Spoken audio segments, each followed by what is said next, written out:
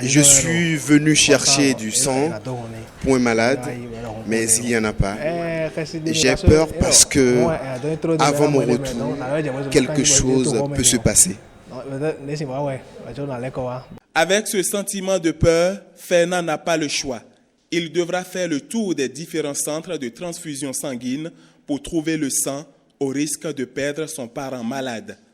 Un casse-tête dans un pays où l'offre est toujours en dessous de la demande. Aujourd'hui, les besoins en transfusion dans notre pays tournent autour de 100 000 poches. Mais avec nos efforts, on est encore en dessous de 80 000 poches. L'heure est grave. Il faut agir et vite. L'acte a posé le don de sang volontaire et bénévole. Claude Euphrem a compris le message depuis 25 ans. Son témoignage est saisissant. J'étais au CNHU ici pour visiter un ami malade. Et c'est là que j'ai su que les enfants mouraient à cause du sang. Et des parents qui faisaient de longues queues pour avoir du sang. Et le jour-là, j'ai demandé, mais qu'est-ce qui se passe? Elle me dit, on est allé à Porte-Novo, à Boycon, pour les histoires du sang de groupe. Et je dis, mais qu'est-ce qui se passe dans cette histoire-là? Et il dit, il faut donner du sang. S'il n'y a pas de dons, on ne peut pas sauver des vies humaines. C'est là que j'ai su que vraiment, il faut le sang. La médecine a tout fait, mais la médecine n'arrive pas à fabriquer du sang. Mais qui peut en réalité donner son sang? À partir de 18 ans, nous avons la même quantité de sang dans notre organisme, c'est 5 litres. Tout le monde peut donner son sang, tout le monde. Et avant de faire le prélèvement, il y a une consultation pré-don. Si vous n'êtes pas apte pour donner le sang, le médecin ou l'infirmier qui vous a pris va vous dire merci, vous ne pouvez pas donner le sang. Mais si vous pouvez donner, on va vous prélever. Et sachez ceci, quand vous donnez une fois votre sang, il y a un bilan qui est fait systématiquement sur le don, dont vous êtes suivi médicalement. Ah oui, c'est une bonne chose, parce qu'on aura toujours, un être humain a toujours besoin de sang pour pouvoir, toi-même, ou bien ta femme, ou bien les enfants, ou bien d'autres collègues.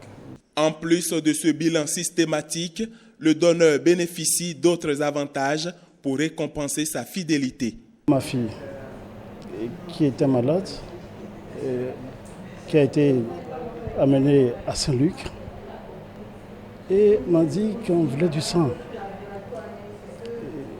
Sans ce sang-là, on ne peut rien. Elle était bébé. Et là, j'ai couru directement, je suis allé à la maison chercher ma carte, et je m'étais rendu sur les lieux, et on m'a donné l'ordonnance. Et on m'a dit d'aller à la maternité Lagune. Je me suis déporté là-bas. Bon, j'ai cru qu'on allait me prendre de la fortune, mais il me semble que c'est 100 francs, 200 francs, il y a payé le jour là pour amener le sang.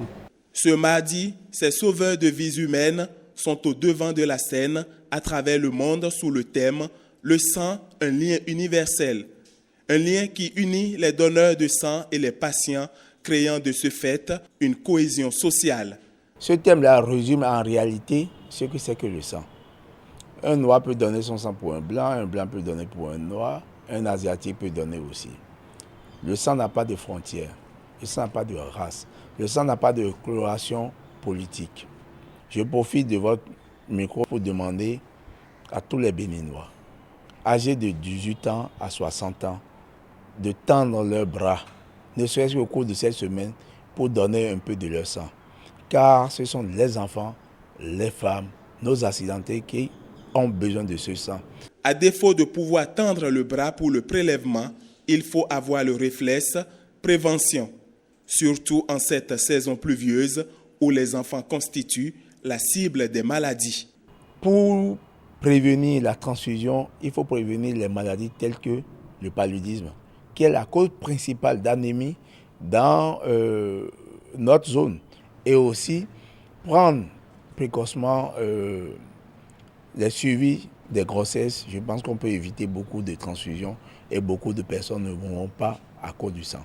Comme ce bébé, beaucoup de patients veulent retrouver le sourire grâce à votre sang. Partagez donc la vie, donnez la vie.